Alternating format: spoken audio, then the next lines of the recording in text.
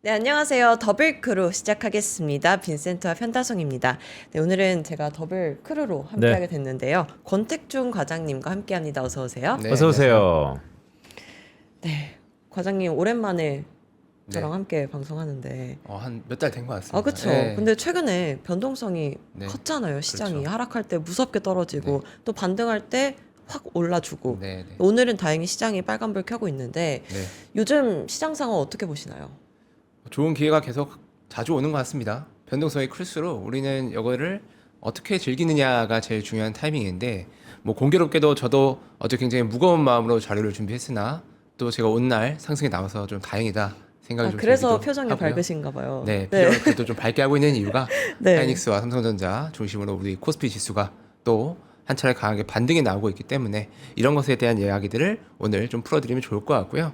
뭐 굉장히 필요한 장들이 계속 되고 있습니다. 이제 아무리 우리 대한민국 국민이 이제 변동성을 좋아한다고 해도 이 정도까지 좋아하지는 않거든요. 이 버틸 수 있는 어떠한 그 스트레스 이상의 변동성이 최근 한 달간 계속 끊임없이 이어지고 있었고요. 사이드카가 이렇게 자주 발동을 할 수 있는 거였구나라는 생각이 최근에 많이 들고 있습니다. 저도 뭐 이제 증권업이라는 것을 시작하고 입사하고 나서 사이드카나 이런 것들이 발동한다고 하면은 정말로 이례적인 어떠한 뭐 예를 들어서 코비드 19 때라든지 이러한 큰 빅 이벤트가 있을 때만 가끔 한번 정말 이례적으로 발동하는 그런 장치였는데 네. 이제는 뭐 그런 생각이 들어요. 사이드카 발동하면 잠깐 커피 한잔 하고 올까? 그러면서 다시 또 시장에 좀 뛰어드는 어떻게 보면 이 변동성에 우리도 조금씩 익숙해지고 있는 것이 아닌가라는 생각이 좀 들고요. 우리 투자자분들께서도 야 이거 정말 큰일이다가 아니고 조금씩 이 변동성을 익숙하게 받아들이는 것이 네. 지금 시장에서 우리에게 좀 필요한 자세가 아닌가라는 생각이 좀 들고요. 네. 근데 말씀 중에 잠깐만요. 코스닥이 갑자기 급등하는 거지? 오늘 시황 코스닥이 한번 네, 2% 상승해서 네, 시황 한번 볼까요? 지금 800선 다시 네, 회복을 했네요. 그리고 코스피도 지금 2.9% 상승을 하고 있고요. 수급 보시면 어제 돌아왔던 외국인이 오늘도 사고 있습니다. 오늘은 개인이 1조 4천억 원 가량 순매도하고 있고 외국인과 기관이 사는 모습 보여주고 있습니다. 그리고 종목 보시면, 코스피 종목들 오늘 대부분 빨간불 켜고 있는데 그 중에서도 하이닉스 그리고 SK 스퀘어가 7%, 8%대 상승하는 흐름 보여주고 있습니다. 과장님 말씀 중에 제가 잠깐 시장을 봤는데 네. 이 부분 여쭤보고 싶어요. 네. 외국인이 돌아왔잖아요. 네. 오랜만에 돌아왔습니다. 정말 오랜만에 네. 돌아왔고요. 이게 뭐 거래일로 따지면은 거의 이제 한 14거래일 만에 이제 어제 기준으로 순매수가 처음 찍힌 거거든요. 네. 그러니까 영업일 기준으로 14거래일이니까 체감은 거의 한 달이에요. 왜냐면 뭐 주말도 빠지고 그쵸. 공휴일이 그 전에 없었던 것 같긴 한데 어쨌든 이런 날들을 빼면은 거의 뭐 3주에 가까운 시간 내내 외국인은 오직 매도, 일변도로 그냥 매도만 계속했다고 보면 됩니다. 그리고 되게 비대칭적이었잖아요. 팔 때는 엄청 팔았고 살 때는 이제 뭐 시작했으나 네. 조금씩밖에 안 사니까. 맞습니다. 말씀하셨던 것처럼 체감적으로 완전히 다르다라는 생각인데 그래서 오늘의 메시지는 뭡니까? 오늘의 메시지는 어제가 마지막 매수 기회가 아니었을까 아하. 생각도 그래요? 듭니다. 어제 네. 들어갔어야 되는 건가요? 어제 안 들어가셨나요? 들어갔죠. 네. 어제가 네. 마지막 기회였다라는 것은 그만큼 이미 단기 저점은 볼 가능성이 있다. 네. 이런 말씀이시죠? 볼장 다 봤다는 생각도 많이 들고 있고요. 제가 오늘의 이제 그 소제목 타이틀을 동트기 전 새벽까지만 썼는데 네. 뒤에는 우리 항상 따르는 말이 있죠. 전이 가장 어둡다. 아하. 동트기 전 새벽이 가장 어둡다. 어두운 날들을 저희가 한 달 동안 보내온 것 같습니다. 실질적으로 어떠한 숫자로 움직였다기보다는 지금의 우리 반도체의 이 급락과 급등은 어떠한 뭐 해외 IB의 뭐 말 한마디, 어떠한 유명 이런 분석가의 뭐 코멘트 두 줄 이런 것들로 인해서 계속적으로 지금 펀더멘탈이 아니고 완전 내러티브로 계속 움직이는 장이 반복이 되고 있었고요.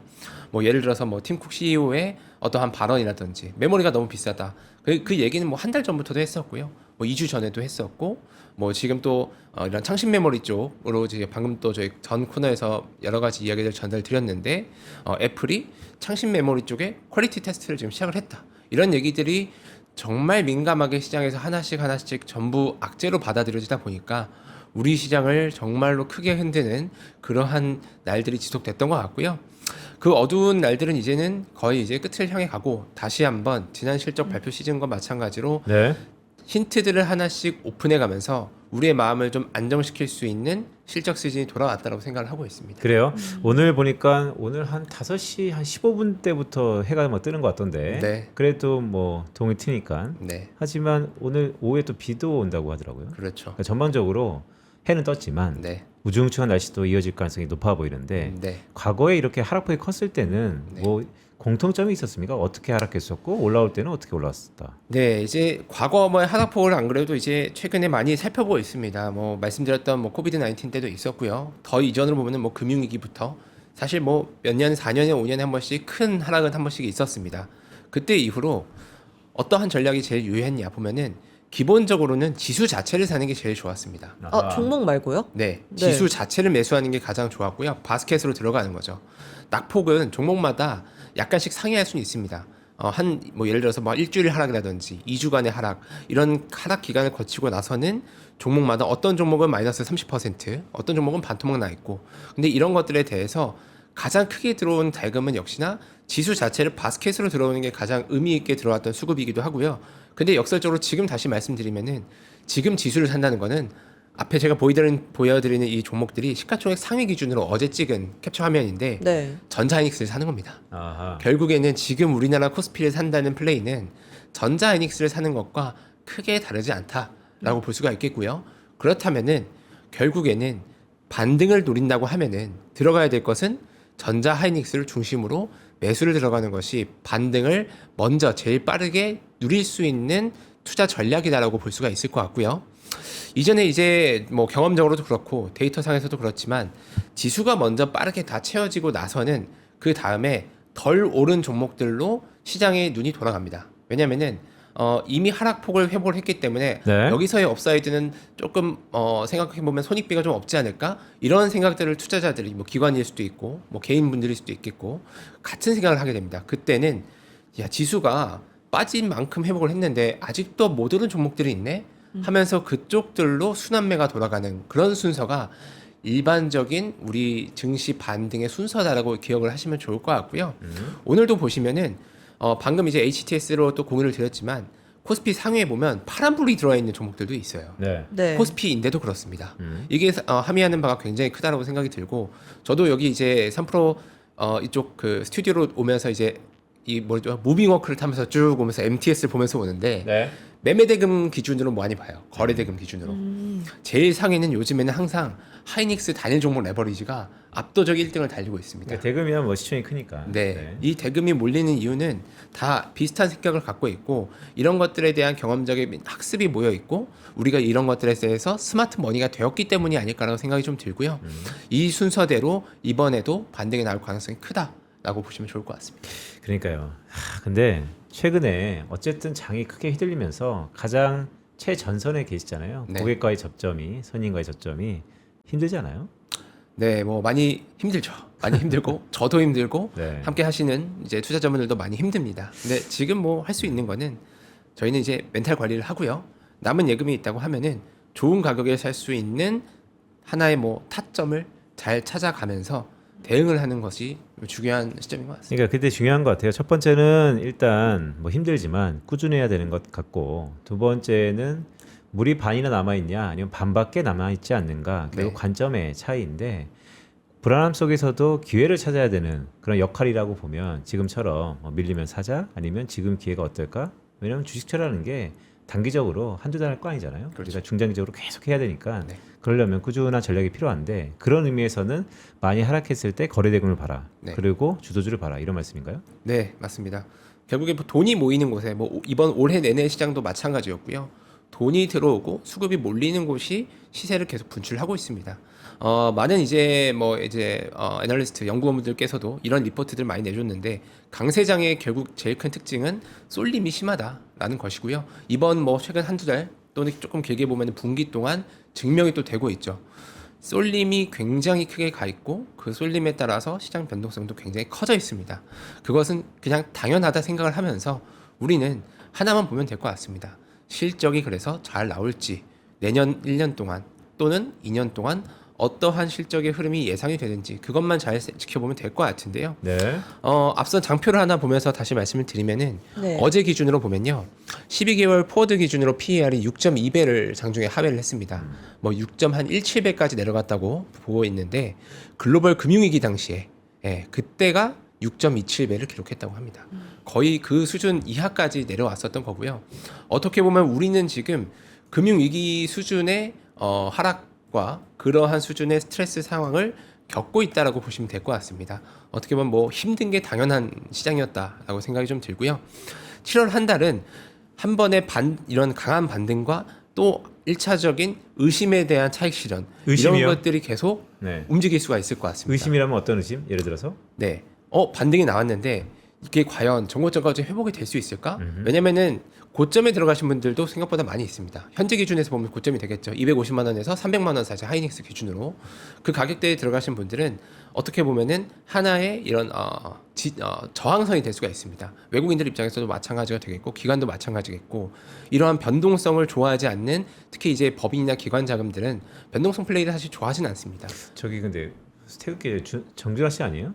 맞습니다. 왜 저렇게 가려놓은 그러니까 거예요? 저 개인적으로 준하 형하고 지금 네트워크에 제 인연이 있는데 너무 또 태극기로 이게 약간 이제 고민을 했는데 이게 네. AI로 이게 연예인분들 이미지를 다 가려야 되나 이게 뭐 그런 이슈가 있나 싶어서 네. 약간 한 번만 살짝 가려봤는데요. 우리 준하 형 서운해야겠네. 네. 네, 다음에는 이제 당당하게 오픈하는 알겠습니다. 네. 네. 준하수산 알겠습니다. 이렇게 좀 보도록 하겠고 네. 그래서 이런 부분들은 이제 우리가 더 이상 정말 물러날 수 없는 곳까지의 하락을 지금 겪었다라고 볼 수가 있겠습니다. 정말 큰 하락이 있었고 하락 폭으로 봐도 그렇고 밸류에이션 측면에서도 정말 이제 우리가 소위 말하는 뒷밸류까지 왔다라고 볼 수 있는 하락이 어제였던 것 같고요. 오늘의 이러한 반등은 이것을 일부 좀 해소해주는 부분인 것 같습니다. 또 하나 이제 약간 긍정적으로 볼 수 있는 거는 국민연금에 대한 리밸런싱 얘기들이 계속 있었는데요. 이게 뭐 일부 매도 해소도 있겠지만 지수 자체가 많이 하락을 하다 보니까 이 SAA라는 전략적 자산 배분 관점으로 국민연금은 자산을 막 배치를 하시는데 이것에 있어서 우리나라 증시가 이제는 매도하지 않아도 될 수준으로 내려온 것으로 좀 보여진다는 분석이 오늘 나오고 있습니다. 그래서 기계적인 매도, 패시브의 매도도 좀 한풀 꺾였고요. 그 다음에는 외국인들도 드디어 14거래일 만에 매수가 전환이 되고 있고 방금 보여주셨던 것처럼 오후까지 이어졌으면 너무 좋겠습니다만 기도를 하고 있습니다. 외국인 순매수가 지금 일단 찍히고 있다는 것들 네. 이런 것들이 수급적으로도 많이 해소가 되고 있기 때문에 이제부터는 조금은 그래도 네. 우리가 다시 한번 바닥을 다지면서 재기를 노려볼 수 있는 자리다라고 생각을 하고 있습니다. 이 아까 그 앞으로 주목할 지점에 그 수급 한번 볼까요? 일자별 순매수를 가져오셨는데 보면 어제이죠. 개인들은 팔았는데 금융투자에서는 늘었네요. 그러면 네. ETF는 이제 늘고 있다는 건가요? 그렇죠. 이게 뭐 말씀드렸던 것처럼 이제 ETF 수급은 결국에 이제 지수 자체를 사는 경우가 많이 있습니다. 특히 지금은 뭐 레버리지 ETF 또는 뭐 코덱스 ETF 이런 것들이 이제 전부 코스피를 추종하고 반도체 종목들의 성과를 좀 따라가고자 하는 수급들이 있다는 뜻으로 해석을 할 수가 있을 것 같고요. 네. 개인분들은 이제 거의 개인분들도 중간에 한 번씩 뭐 스마트하게 매도와 이런 단타를 많이 하셨는데 어제 같은 경우는 결국에는 이제 순매도로 끝났고요. 일부 이런 자금들이 저는 이런 ETF 쪽으로도 넘어간 부분도 분명히 있다고 생각이 됩니다. 왜냐면은 급락이 나왔을 때 종목 하나를 찍어서 사는 것은 굉장히 좀 어렵습니다. 사실은 지수가 올라갈 때 못 올라가는 경우도 많이 있거든요. 지수를 따라가려면 결국에 우리가 할 수 있는 제일 좋은 플레이는 지수 자체를 사는 것이기 때문에 이러한 것들이 금융투자에 또 찍힌 부분이 있지 않을까 생각이 좀 들고요. 오늘이 또 마침 이제 7월 9일인데 한국 옵션 만기일이 있고요. 네. 내일에 이제 기다리던 하이닉스의 ADR 상장도 그러니까요. 있습니다. 오늘 이제 변동성이 한 번 더 있을 수는 있겠으나 지금에 봐서는 약간 긍정적인 변동성으로 좀 보여지고 있고 근데 그 ADR 상장 전으로 SK하이닉스 변동성이 어떤 흐름으로 나타날 거라고 보세요? 네, 저는 이제 상장하고 나서는 이제 좀 긍정적으로 많이 보고 있습니다. 일단은 이제 하나는 이제 기다리고 있는 내용 하나는 미국 본토에 있는 이 ADR 주식과 한국에 있는 주식을 상호 거래할 수 있게 해주냐, 교환할 수 있게 해주냐. 이게 지금 SK하이닉스의 이번 ADR IPO 때는 설명서에는 들어있지는 않았어요. 네. 이게 아직 아마 우리나라 금융당국과 뭐 미국에 있는 기관 투자자들 여러 가지 이해관계와 또 외환도 얽혀 있는 부분이기 때문에 오픈은 안 된 것 같은데 만약에 제한적으로라도 한국에 있는 이런 돈주와 교환을 해주겠다 한다고 하면은 미국 시장에 받는 유동성이나 이런 프리미엄을 그대로 한국 본주도 어느 정도는 흡수할 수 있다고 생각이 되거든요. 그게 아까 얘기했던 이제 커스터디, 수탁 네. 뭐 이런 얘기. 맞습니다. 아까 정프로가 얘기하더라고요. 아, 네네. 네. 그러니까 사실 그게 되게 중요해요. 네, 왜냐면 멀티플이니까. 그렇죠. 지금 우리가 ADR 상장은 10대 1로 들어가는 거잖아요. 네. 그래서 실제 물량이 별로 없다라는 핸디캡도 좀 있었는데 과거 TSMC 등등을 보면 괴율이 안 좁혀졌던 가장 큰 이유가 결국에는 접근성, 유통 물량인데 커스터디로 그걸 극복할 수 있다라는 것이죠. 네. 그것만 조금 해소가 된다고 하면은 TSMC가 이제 그 본토에 상장되어 있는 것보다 TSMC ADR과 프리미엄이 거의 한 15에서 20% 정도 항상 나고 있거든요. 만약에 이런 것들이 좀 풀려진다고 하면은 여기서 우리는 최소 20% 이상의 이런 미국 시장 상장에 대한 프리미엄과 자금의 대규모 유입이라는 프리미엄을 같이 좀 받아갈 수 있는 국면이 될 수 있기 때문에 충분히 우리는 긍정적으로 좀 볼 수 있을 것 같고요. 이것에 대해서도 분명히 우리는 좀 계속 지켜볼 필요가 있다라고 생각을 하고 있습니다. 아 근데 이거 궁금하지 않아요? 거기 계신 곳이 사실상 센터필드. 네, 그렇죠. 뭐 부자들 좀 있는 데잖아요. 그렇죠. 요즘은 어땠어요? 이렇게 흔들릴 때 부자들? 네, 저는 부자들은 평온하게 그러니까 받아들였나요? 예탁금도 많이 아니면- 줄었다 그래갖고. 같이 같이 고통을 흔들렸나요? 네. 받고 있지만 네. 어쨌든 추가적인 예금이 있냐 없냐도 지금 마음의 흔들림을 어떻게 받아들이냐에 가장 큰 차이가 된 것 같습니다. 예금성 자산들이 많이 있으시고요. 또 이미 뭐 전자나 하이닉스 같은 우량 대형주들은 올해 초라든지 늦어도 또는 작년부터도 꽤나 큰 금액으로 여전히 홀딩을 하고 있는 경우가 많이 있습니다. 지금도 사실 매도를 잘 하지 않고 저도 아직 매도를 말씀드리지 않고 있습니다. 오히려 지금 같은 급격한 조정, 하이닉스 기준으로 계속 말씀드리는 게 사실 하이닉스가 좀 그 기준이 좀 보기 편해서 금액 기준으로 300만 원 갔다가 200만 원 왔지 않습니까? 100만 원이 날라갔죠. 아하. 33%가 빠졌다는 뜻이고 이것은 굉장히 이례적인 하락이다라고 생각이 좀 들고 이 정도 수준에서는 매수 관점으로 저는 많이 말씀을 드리고 있었고요. 뭐 또 증권사에 있는 입장에서 은행에 있는 자금을 많이 옮겨와 주시라 말씀을 좀 드리고 있는데 이런 것들이 지금 조금씩 또 재차 유입이 되고 있기도 합니다. 그렇다는 것은 또 하나의 신규 자금의 유입으로 좀 해석을 할 수 있는 요인이 아닐까라고 좀 들고요. 네. 여기에는 지금 표에는 제가 넣지는 않았지만 개인 예탁금이 최근 한 일주일 동안 꽤 많이 소진이 됐어요. 꽤 많은 금액이 지금 주식 매수에 들어갔다. 보시면은 개인 순매수부가 7월 7일, 7월 6일, 뭐 7월 2일, 7월 1일도 그랬고요. 꽤 많은 금액으로 조 단위로 이제 금액이 들어갔기 때문에 예탁금이 1차적으로 많이 소진이 되어 있고요. 이런 것들에 대한 피로감이 어제의 순매도로 나타난 것 같기도 합니다. 네. 하지만 지금의 이제 지지와 반등은 네. 다시 한번 개인 투자자분들의 한 번 더 자금의 이동을 좀 야기시킬 수 있는 부분이 아닐까. 근데 네. 잠깐만요. 이게 지금 수급을 보니까 이건 대부분 거래소 코스피잖아요. 네, 근데 오늘 오늘 코스닥이 그러니까. 네, 상승세가 지금 3% 상승해서 810선까지 회복을 했었습니다. 그래요? 종목 네. 상한파 한번 볼까요? 종목 코스닥? 보면 네. 코스닥은 어떻게 보세요? 네. 많이 하락했었는데 네. 오늘 기준으로 계속해서 상승 흐름 이어갈 수 있을까요? 이게 낙폭이 워낙 과대했기 때문에 반발 매수도 좀 강한 것 같고요. 제가 이제 한 번씩 사실 요즘에는 코스닥에 있는 종목들 자체를 잘 보진 않습니다. 호가창을 보더라도 전자이닉스, 뭐 레버리지 이런 것들만 보는데 코스닥의 어제 같은 경우는 약간 전 종목이 거래가 정말 말랐구나라는 생각 많이 들었어요. 네. 거래 매수 주체도 없고요. 일부 매도가 조금만 나오면은 정말 큰 종목들 같은 경우도 같이 좀 훅훅 주저앉는 부분들이 들어왔던 것 같습니다. 근데 오늘의 이제 코스닥의 상승은 어떻게 보면 낙폭 과대에 대해서 지수로 들어온 종목들도 분명히 있다고 생각이 됩니다. 네. 패시브 ETF라든지 이런 코스닥 150 또는 150 레버리지 이런 것들에 대해서 기계적으로 들어온 수급들이 빠르게 채워진다고 하면은 이것이 비어있는 호가창, 매도도 비어있는 게 마찬가지거든요.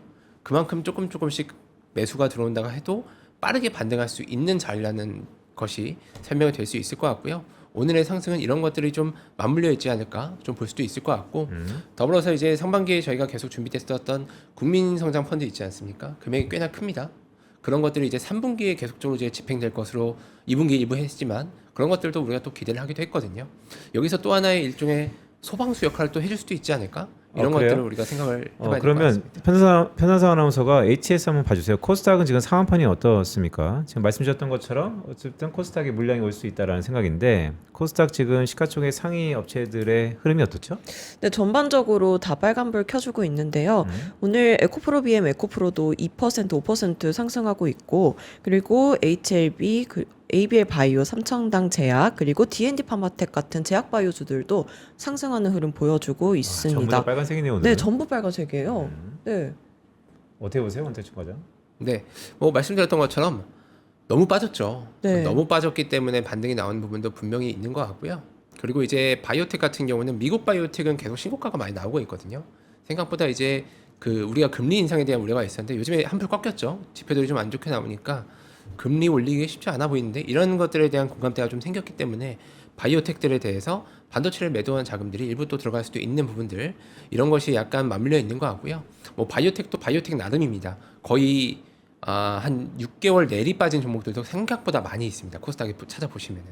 그래서 이러한 괴리가 많이 넓혀져 있는데 결국에는 코스닥 같은 경우도 상위 시가총액 상위에 있는 종목들이 유리하다라는 의견은 여전히 좀 드릴 수 있을 것 같고요. 네. 코스닥 150 중심으로 보시고 접근하는 게 이러한 급락 국면에서는 역시나 코스피와 마찬가지로 그렇게 상위 종목들로 보시라라고 말씀드리겠습니다. 자, 근데 오늘 말씀드렸던 것처럼 결국 SK하이닉스의 ADR 상자 이벤트가 이제 목전에 있습니다. 그런데 최근 한 2, 3일 동안 아니면 지난주 금요일부터 이 메모리 반도체 여전히 사이클 아니냐. 네. 삼성전자의 세계 1등의 영업이익 이것은 사이클로 보려면 고점이기 때문에 지금부터 팔아라라고 하는 게 사이클론자들의 이름이고 저도 뭐 사이클을 이제 벗어났다라고 보는 입장이니까 여전히 실적이 우상합니다라고 보는 사람이 또 있고 그런데 어떻습니까? 하이퍼스케일러들의 지금 뭐 자금줄이 말랐다. 아니면 AI 쪽에서의 토큰 가격 이런 것들의 움직임을 봐야 된다. 이런 의견들이 꽤 있는데 어떻게 보세요? 네, 사이클은 더 길어질 거라고 저는 생각을 하고 있습니다. 일단은 빅테크들은 당연히 사이클이다라고 외치고 싶겠죠. 왜냐하면 비싸게 사야 되니까요. 지금 그래서 이번 실적 시즌이 기대가 되면서도 약간 우려가 되는 부분들은 그런 거라고 생각이 들어요. 이들이 지금 말로써 메모리를 좀 낮추려 하지 않을까? CEO들이 그런 것들에 대한 우려는 약간 있습니다. 왜냐면은 AI 하이퍼스케일러들의 이런 캐펙스 투자는 계속 될 수밖에 없고요. 정해진 계약들이 이미 내년, 내후년까지 많이 들어차 있습니다. 그래서 이 수요는 당연히 완판되어 있는 수요로 가는 거기 때문에 걱정은 없습니다만 네. 이 CEO들은 입장이 좀 다르죠. 우리는 메모리를 좀 최대한 싸게 사가지고 어떻게든 이제 생산성을 만들어야 되는 시점이 다가오고 있는데 여기서 뭔가 실제로 메모리 가격을 물리적으로 어떻게 뭐 공급처를 다변화한다든지 그런 방법이 없습니다. 이미 공급은 꽉꽉 차를 대로 차 있고 더 이상 늘릴 수도 없고요. 그렇기 때문에 클린룸도 이미 뭐 포화 상태죠. 증설을 한다고 해도 2년 정도는 최소 걸릴 거기 때문에 그 기간 동안 낮출 수 있는 방법은 말밖에 없지 않을까 생각이 듭니다. 말로써 이런 것들을 좀 흔들고 메모리 가격 이런 메모리 업체들 뭐 예를 들어서 마이크론, 하이닉스, 삼성전자들의 약간 콧대를 누르고자 하는 움직임들을 말로써 좀 보일 수도 있다라는 생각을 좀 들고요. 지금 보면은 이제 최근에 나왔던 내용들을 보면은 이제 아마존에서도 250억 달러 회사 규모를 회사채를 발행을 하기도 했습니다. 지금 현금 흐름이 바닥에 났기 때문에 이제 그러면은 투자를 안 해야 되는 거 아니야? 아니죠. 채권을 찍어서 하고 있습니다. 아하. 네, 현금 흐름. 그동안 이제 우리가 빅테크들이 좋았던 거는 남는 캐시플로우를 가지고 자사주를 열심히 샀기 때문에 주가가 계속 우상향을 했는데 이제 할 돈이 없죠. 투자를 해야 되니까요. 할 수밖에 없는 국면이기 때문에 하고 있는 건데 만약에 할 수밖에 없는 투자가 아니었다면 좀 하다 말지였으면 캐시플로우 바닥 났을 때 좀 지켜보자 하지 않았을까 생각이 듭니다. 근데 올해 내내 지금 채권을 계속 찍어내고 있고요. 최근에 약간 흔들림을 줬던 이유 중 하나가 아마존이 채권을 또 발행을 하면서 올해는 더 이상 추가 채권을 발행하지 않겠다라고 하니까 그러면은 돈 더 필요하지 않은 거 아니야? 라는 생각들을 한 거죠. 근데 이것은 뭐 우리가 굳이 믿을 이유는 없고 채권이 아니고 증자를 할 수도 있는 거고요. 자금을 조달할 수 있는 뭐 다양한 뭐 사모 크레딧이라든지 여러 가지 옵션이 여전히 많이 있습니다. 그래서 우리는 이것에 대해서는 아직은 우려하지 않아도 된다. 빅테크들이 여전히 공격적인 증설을 가져가고 있다고 볼 수가 있겠고요. 뒷장에 이제 또 하나 보여드리면은 네. 이게 왜 네 돈이야? 네. 완전히 반대네요, 차트가. 제대로 반대가 됐죠. 하이퍼스케일러들의 이런 프리캐시 플로우가 지금 바닥을 넘어서 지금 지하로 가고 있고요. 이제 2027년을 보면은 이제 세미컨덕터들 이런 뭐 하이닉스나 삼성전자, 마이크론의 캐시플로우는 이렇게 올라가고 있습니다. 이것 때문에 지금 더 지속이 안 되지 않겠냐라는 얘기들이 계속 나오는 건데 저것이 이제 잉여금이 아니고 갖고 있는 돈이 아니고 이제 프리 캐시플로우가 맞습니다. 적자로 전환될 가능성이 있다라는 것인데. 그렇죠. 재고로 쌓아놓은 현금이 아니고 지금 앞으로 벌어들일 수 있는 영업이익 중에서 남는 이제 현금 흐름 기준으로 바닥을 가고 있다는 것인데요. 이럼에도 불구하고 이것을 막기 위해서는 증자, 발행 여러 가지 옵션들이 계속 되고 있다라는 것이 우리가 좀 지켜봐야 될 대목이라는 것 같습니다.